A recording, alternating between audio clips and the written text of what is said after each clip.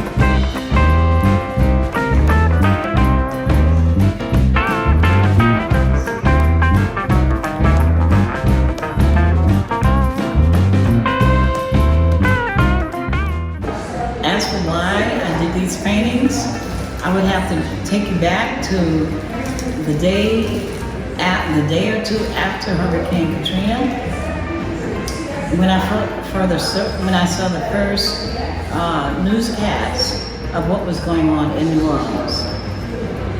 And I saw the people that were in distress, and to be honest, most everyone I saw was a black face. And at that time, I thought about our history. I thought about black history. I thought about how so much was whitewashed and swept under the carpet and all of that. And I was determined that this should not have that same fate. So I was determined at that point to do what I can to make sure that the world knew about what happened to New Orleans, and that people all over the world not only knew about it, but not forget, so that in 100 years, they will know what happened to the people in New Orleans. I don't want the world to ever forget that. This is called Danziger, the Conspiracy. This is the follow-up of the Danziger massacre story. After the people were shot up and the higher level officers came on the bridge and they were talking to the police, it was at that time that they realized that this was a bad shooting, meaning that it was an unjustified shooting. They determined at that time that what they would do, we'll call it a 21 NAT, which was a police code. NAT meant necessary action taken. In other words, at that point, they decided they were going to come up with this cover-up. And they did come up with an elaborate cover-up that lasted for quite a few years. This painting details the names of those high-up officials, but it also details a lot of things that they did to cover up what they did. So the cover-up involved not only the 7 police officers who were involved in the shooting, but it also involves the high-level officials. If you see right here, one of the police said, "Give me somebody." They wanted to create a fake witnesses. They fabricated witnesses. They came up with Lakeisha Smith and James Youngman. Right here, you have the sergeant and an investigator and another sergeant, but I think it was the investigator officers took his home and looked in their storage garage and pulled out what they called a ham sandwich, a brown paper bag. In that brown paper bag was a gun that the serial number was filed off, and they used that ham sandwich, they used that to throw under the bridge. And the next day, they went down. Here you see police under the bridge, acting like they're looking for a gun. Well, after they got the ham sandwich, they planted it under the bridge. Next day, police they went looking for a gun, as if they didn't know where it was. And they used that as evidence. All the police would meet at an old abandoned police station, and that's where they would come up with what they did. They were so vicious. Here it shows how they shot victims, and when the victims were laying behind a barrier on the bridge, this one officer took his shotgun, and was just spraying bullets, just shooting people. They were just very, very, very vicious. Among them was a civilian from another parish, not a policeman, but a felon from another parish who was allowed to participate in what they're doing.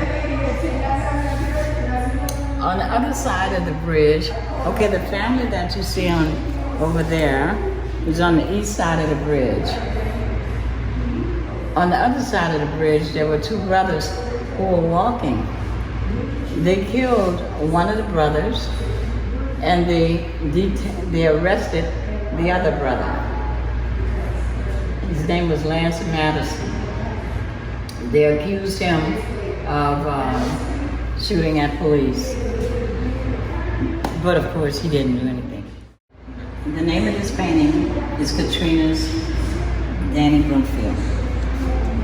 Danny Broomfield was among the people that were in the New Orleans Convention Center. And one evening, the people were allowed to come out of the convention center. So it was getting dark, and he was out there with his wife and his children and his grandchildren. And as any loving grandfather would do, he tried to find a way to cut cardboard to make a platform for the grandchildren to sleep on, so they didn't have to sleep on the raw ground. As he was doing that, he heard somebody from inside hollering for help. So he decided that he was going to try to get the attention of police cars or police who were in the area. The first police car approached him and just passed him by, didn't stop to talk to him or anything. So he tried to get the attention of another approaching police squad car.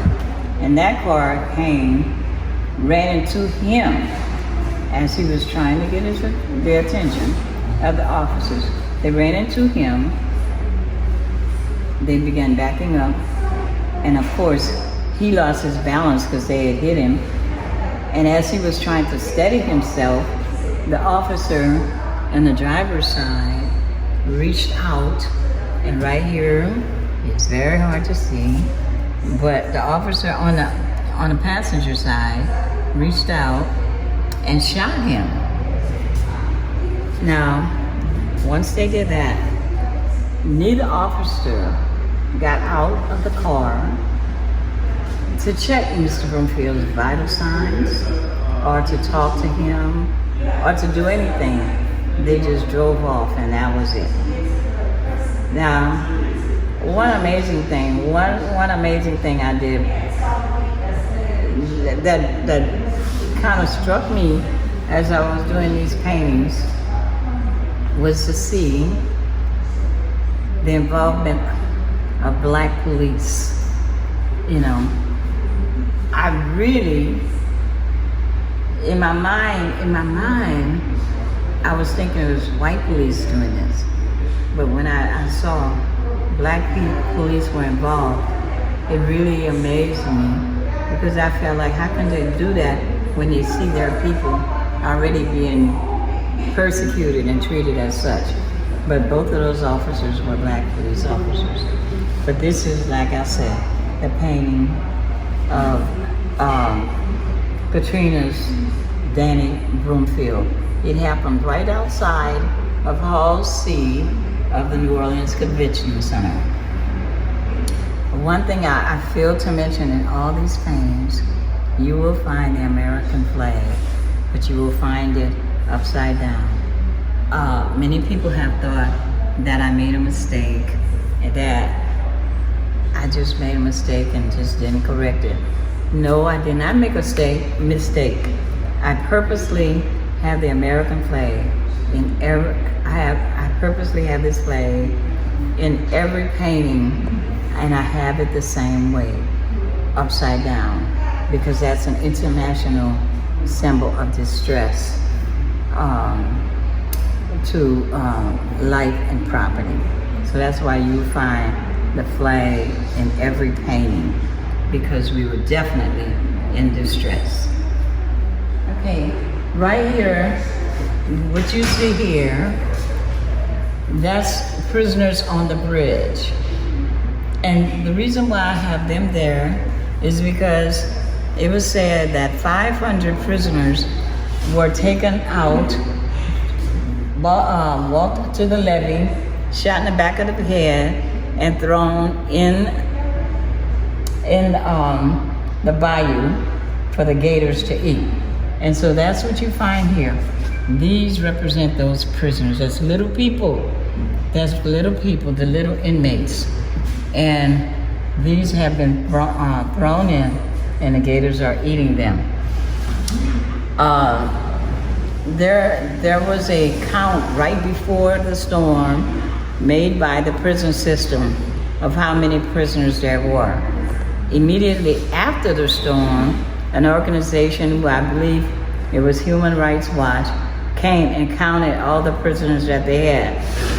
The second list made by the organization had 513 names fewer than the list right before the storm. So the question is, what happened to those 500? Why it didn't have the same number as the pre-storm list by the prison system? And why is it that it was 513 missing on the second list? Could it be that they're in the bayou? Could it be that they were thrown in the bayou and that the gators ate them? It's like an old movie called Black Like Me, when the white man in the truck was telling the guy that you could throw people in the bayou and the gators will eat and nobody will ever know the difference. Is that what we're going to deal with here? These people may never be found. What happened to them may never come to light. but I want you to know that that's happened. I want you to know that it was 500 people less on the second list. There are prison systems outside of Orleans Parish where some prisoners were sent to, and they received, like I said, abused. They received bad treatment. They received really bad treatment. Not that any prisoner, not that any inmate gets good treatment, but they were really receiving bad treatment because they were from New Orleans. And that's what this painting is talking about. The death of people that were in the abandonment, the abuse, and the execution of inmates in our prison system. This painting is, the title of it is Remember the Forgotten Horrors After Katrina. This is the first painting of my New Orleans Katrina Holocaust series. The day after Hurricane Katrina, as I watched newscasts of what was going on in the city, I was troubled at what I saw. And I decided during those few minutes while watching newscasts, I decided that I wanted to document what I saw because I wanted the world to know what I was seeing, and I wanted the world to know what happened to the people of New Orleans, and I wanted the world to never forget the people of New Orleans. So this picture, this painting, was done for that purpose. Now, I wanted the painting, and I wanted each of my paintings to look as realistic as possible. The color schemes and everything I used, I tried to make it look as much as real life as possible, because with all of the paintings, I'm telling a true story. I'm telling a true event. So it's not imagination, but it's actually real life that I'm painting. I'm telling about what really happened to our people. And I want people to know I'm not making anything up. I want them to know that everything in these paintings is true. And so I have not only the pictorial part, but I have the wording to tell you what happened. And for example, many people think that these are pyramids right here. Those are not pyramids, but they're actually the attics in people's homes where many people were caught in their attics waiting for government to send a rescue. And they were there for days. So that's what this represents. And the writing represents what some of the people might have been thinking as they were up there becoming discouraged, and some of them were dying. So that's what the writing is. And then you have so many people on the bridge, and they're saying, "Don't forget us, please." But it's talking about how they had to sleep on the bridge, how they had to deal with the pests and the animals, and this was in late August, one of the hottest days one of the hottest months of the year. So that's what that is detailing. And mind you, the people said, "Don't forget us, please." And that's one of the things that drove me most with this painting, as with any other painting, is I felt like the people were saying, "Don't forget us, please." What happened to them should never have happened to anyone. It should never have happened to anyone, black, white, anybody. But the things that happened should never have happened. And I felt like the people were always telling me, let them know what happened.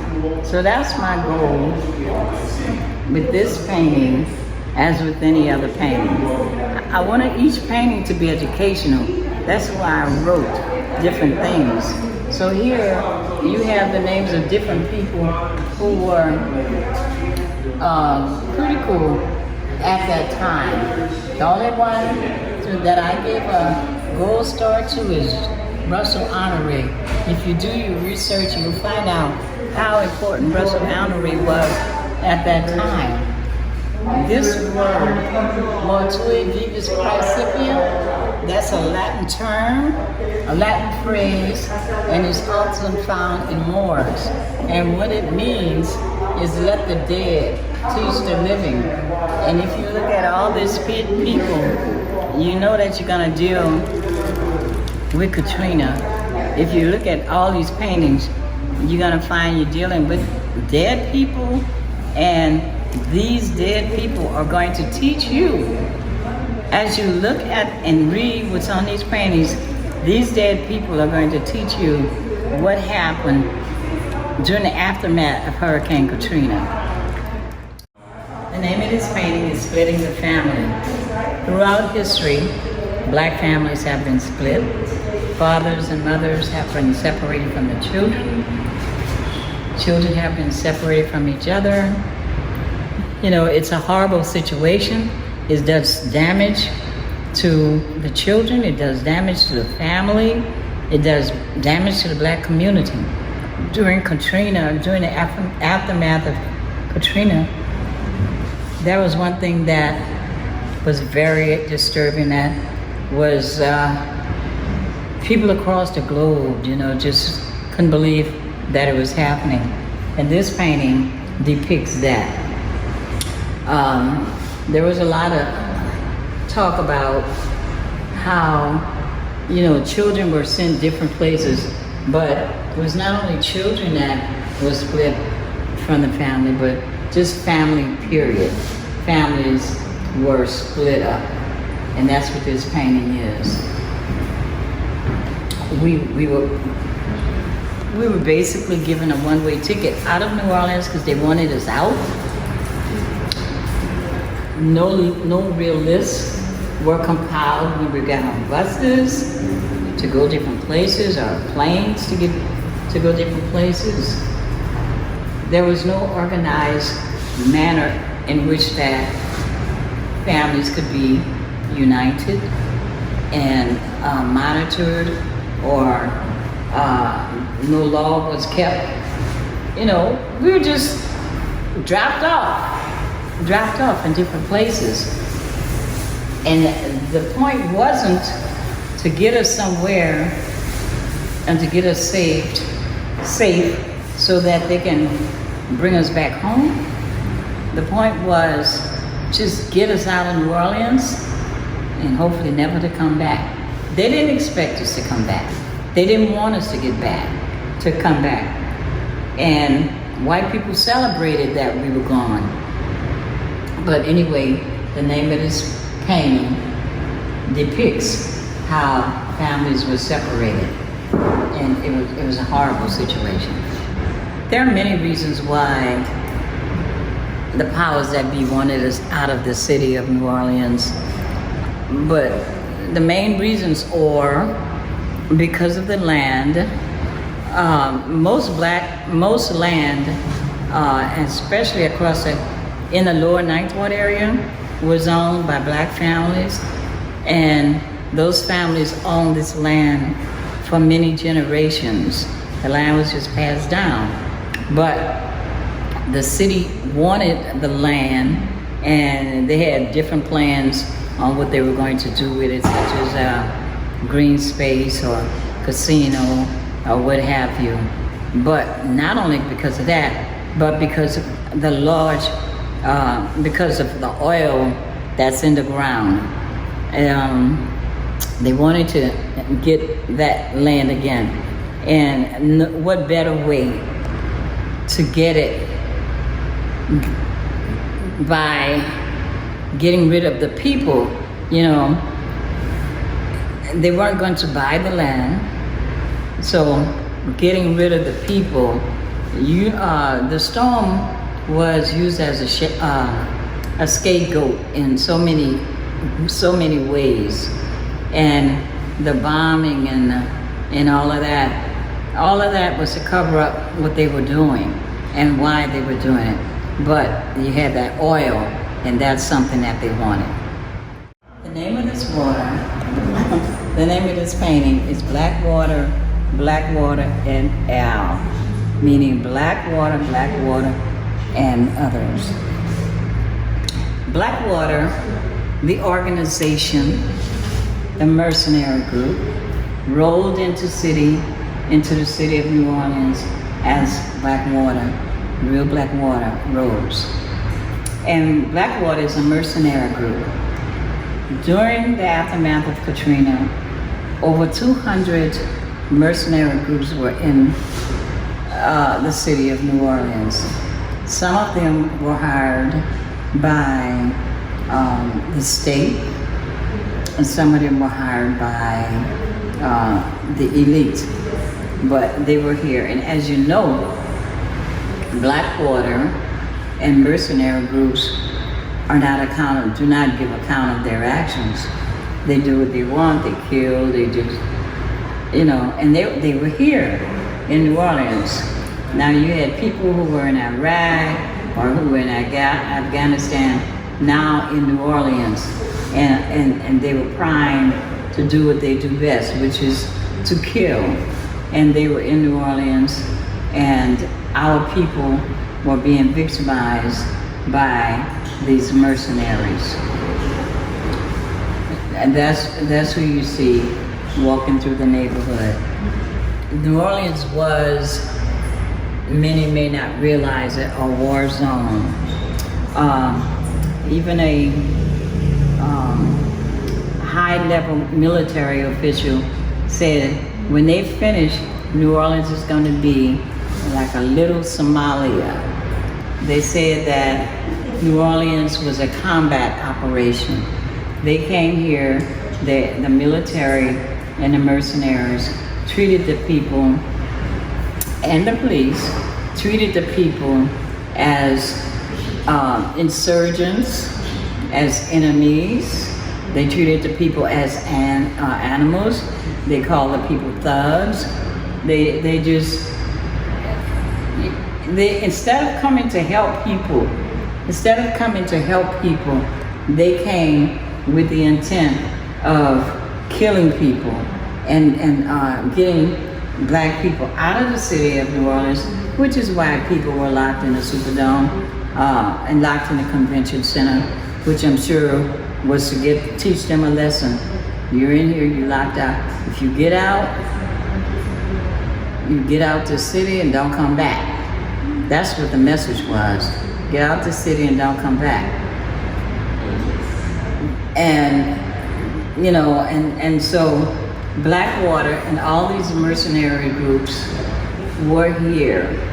And even like I said, the elite hired mercenary groups to protect their property, and they had free reign to do what they do best. The name of this painting is the Crescent City Disconnect. Now, people should have the right for self-preservation. People should have a right to get to safety if they find they're in danger. Now, people were walking in water. They're in a distressful situation. They're in a flooding city, and they're wondering where to go, what to do. And they hear the mayor say, they hear Ray Nagin say, walk across the river and go to the West Bank. So they think that's going to be a way for them to get out the city. So they start walking across the Crescent City Connection Bridge. That's what this represents, the Crescent City Connection Bridge. And it takes you from New Orleans East Bank to New Orleans West Bank over the mighty Mississippi River. Now, that is not a small bridge. It is not something that you would normally walk across just because you want to walk across the river. You wouldn't do that. But this was a situation for saving their lives. So the people start walking across. They got part of the way across the bridge, so they were getting out of the flooding city when they were approached by police from the City of Gretna Police Department, the Jefferson Parish Sheriff's Office, and the Crescent City Connection Division of Police Department. That's what you have here. 3 police departments. They came, they at gunpoint and with dogs and firing their rifles. They shot and stopped the people, ordered the people to go back into the city. The people were not allowed to get out of the city. They were not allowed to try to preserve their lives. They were sent back into the flooded area. And of course, this was mostly black people.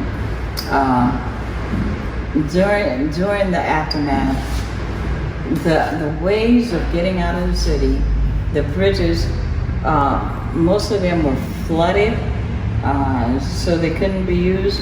But the ways that the people could have gotten out, the military or the police were stopping them from leaving the city. They were not allowed to leave the city. This painting, it says, in this United States 109th Congress, first session, HR 4209, Hurricane Katrina, and it gives the date, the levee bombing, August 30th, and city flooding, and it tells you the name of the bridge.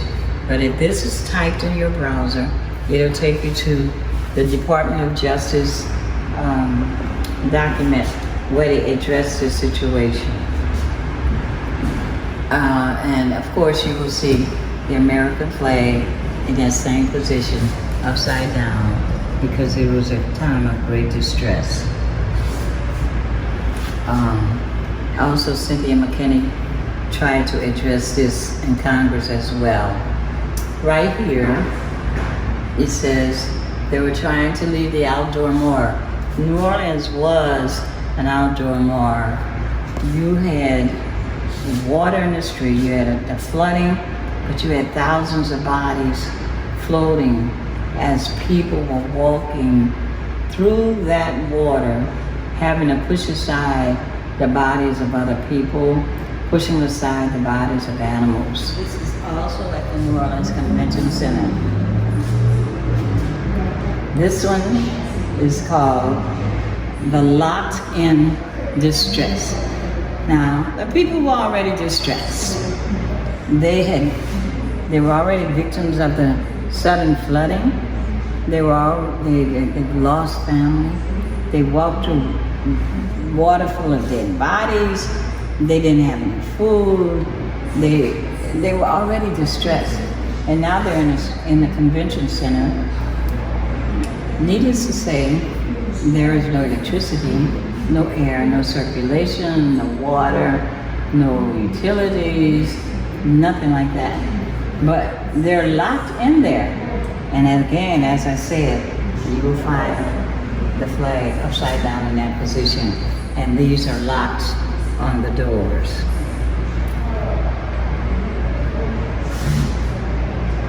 That's what this painting talks about. People were in the convention center, and they were not allowed to get out for quite a while. Here, you'll see 2 officers. They're not looking the same direction as the people, but they're looking at the people. They were detaining the people. That's why they're there. They're detaining the people. A major issue, as with many major issues during the aftermath of Hurricane Katrina, was the way people were rescued. White people were always rescued first.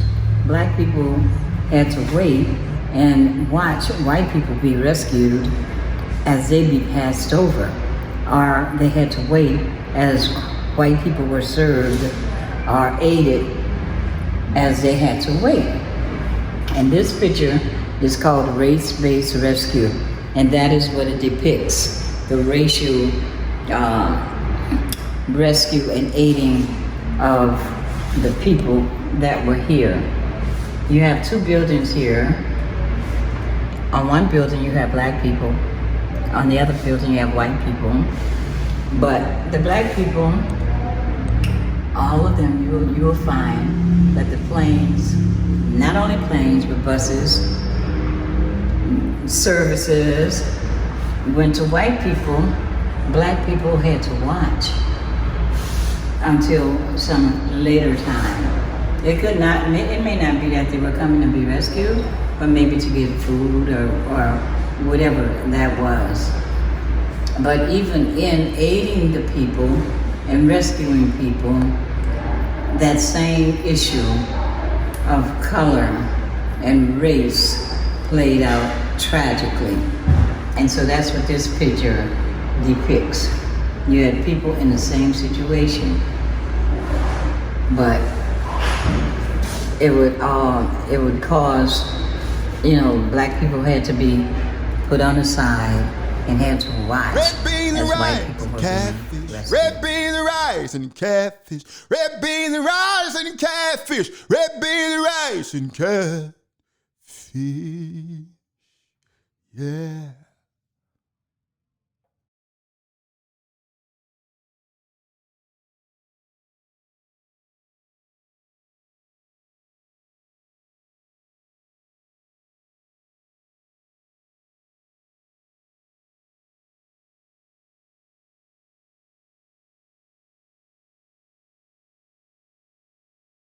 I'm the president of a group called Hurricane Katrina Survivors in Nebraska.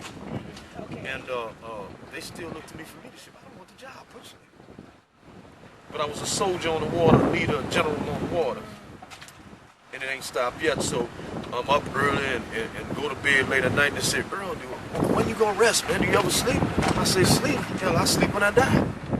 So the kids tease me all the time because So they say you I never moved stop. to, I'm in Omaha. From From 14 days after Hurricane Katrina, we left because there was nothing left to do, and our lives was in jeopardy. Only 3 people in the whole world saw the mercenaries on the canal before the explosion. So I it was was one an of them. explosion. Ain't no question. Yeah.